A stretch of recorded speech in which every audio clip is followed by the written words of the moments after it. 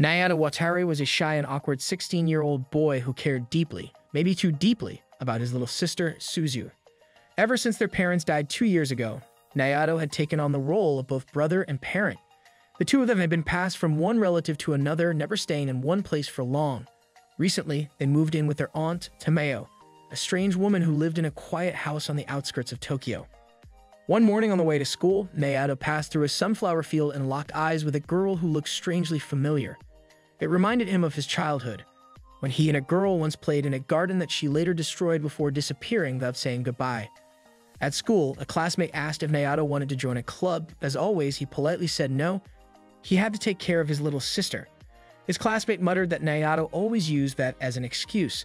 Then Toki, another classmate, approached him with an idea about joining a casual group, but Nayato gave the same answer.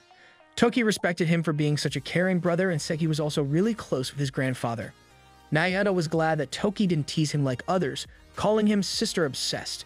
Then a cheerful girl named Ishihara Yukiteri invited Nayato to a meeting about building a flower bed. Nervous, Nayato gave his usual excuse about watching Suzu. Still, Ishihara offered to drop off notes at his house since they lived nearby. Before leaving, she affectionately called him little brother, making his heart race. At home that evening, Nayato cooked dinner for Suzu and asked how old she had turned last month. 10, she shouted happily. Later, as he washed the dishes, Aunt Tameo arrived and teased him for looking like his father. She handed him an envelope with a large allowance and told him to buy something nice for Suzu's birthday.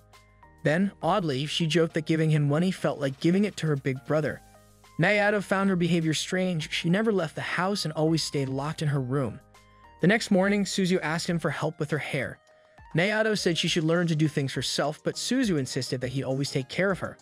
They were all each other had left. As he walked her to school, she pointed out some soybean plants, the same kind their mother once grew. When he asked what she wanted for her birthday, she smiled brightly. She was excited he hadn't forgotten. As they walked, a blonde girl wearing the same school uniform followed behind. Later at school, Toki joked about Ishihara being out of Nayato's league. She had even rejected a modeling scout. Then he mentioned a new student, Takabana Satsuki.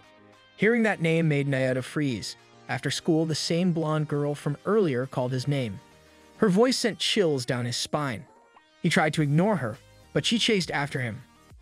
Annoyed, he demanded to know what the garden destroyer wanted. She smiled and introduced herself, Satsuki. They hadn't seen each other in 6 years. Nayato told her he hadn't forgiven her for ruining the garden. She apologized, but only for her to follow him. She said she had something important to say, but he tried to escape. When she finally let go, he ran for his life.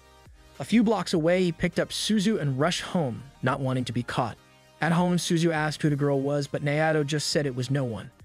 Then Suzu told him what she really wanted for her birthday, a garden where they could grow vegetables together. Embarrassed, Nayato tried to explain they had no space, but Suzu said he could just buy land. Suddenly, Aunt Tameo popped out of nowhere and offered her unused backyard for the garden. Nayato checked it out. It was wild and overgrown, but he agreed to try for Suzu's sake. As he looked around, Satsuki jumped out holding a gardening hoe, scaring him half to death. Nayato was shocked. He asked what's she doing in the backyard. She said she had remembered something she needed to tell him. But Nayato was annoyed. He didn't understand on why she kept following him. All he wanted was to finally start a peaceful life with Suzu. Satsuki, though, insisted he had misunderstood everything. When words didn't work, she acted instead. She suddenly pulled him in and kissed him full on. At that exact moment, Ishihara peeked into the backyard and saw Nayato and Satsuki falling to the ground, kissing like it was a scene from a drama. And Satsuki didn't stop there. She kept kissing him over and over.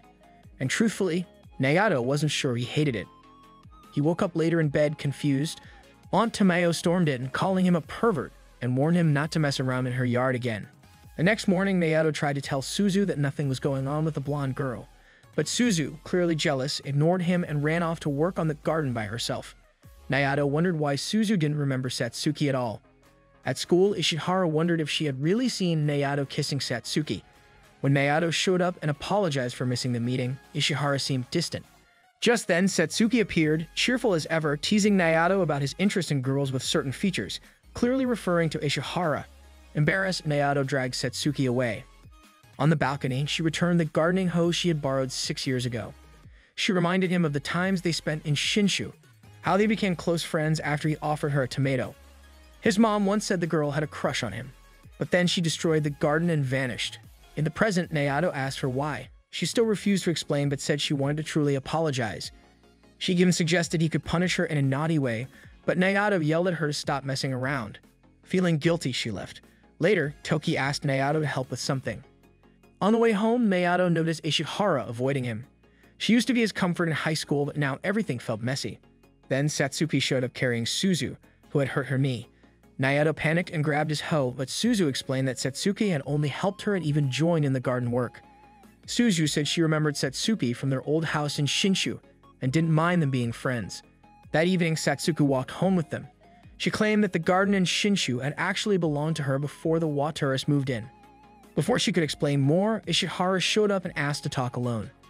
The next day, she and Nayato met at the supermarket to buy supplies for the school garden. Suzu and Satsuki stayed behind to take care of their own garden. At the store, Ishihara asked if Nayato was dating Satsuki. He said no and tried to confess his feelings, but couldn't. As they left the store, Suzu suddenly appeared, clearly upset. Seeing her big brother with another girl, she became jealous and started scolding him. To calm her down, Nayato gave her a special gift, a blue gardening hoe he picked out just for her. He knew Suzu didn't like pink or anything too girly.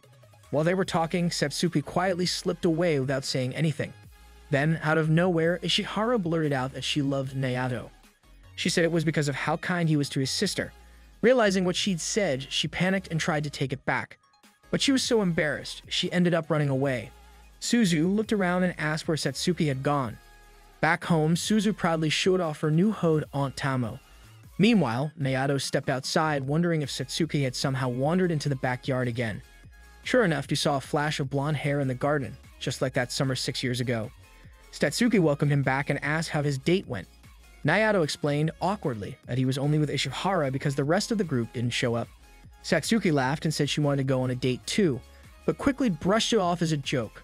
Still, Nayato told himself not to fall for her tricks again. He didn't want to feel the same hurt he felt when she left years ago. Looking at the yard, he noticed it was strangely clean. Satsuki casually said she had kept her promise, not by pulling out all the weeds, but by digging everything up all at once. Without warning, she started taking off her sweaty clothes right there in the yard. Nayato quickly stopped her just in time. But then, as always, Aunt Tameo opened the door at the worst possible moment. Seeing the two of them like that, Aunt Tameo lost her temper. She shouted at Nayato, gave him a harsh scolding, and hit him with full force, making it very clear she was done putting up with any of this nonsense in her house. That marks the end of today's anime recap. If you enjoyed the video and want more of it, please support the channel by leaving a like and subscribe. Let's help us reach a current goal of 10K subscribers.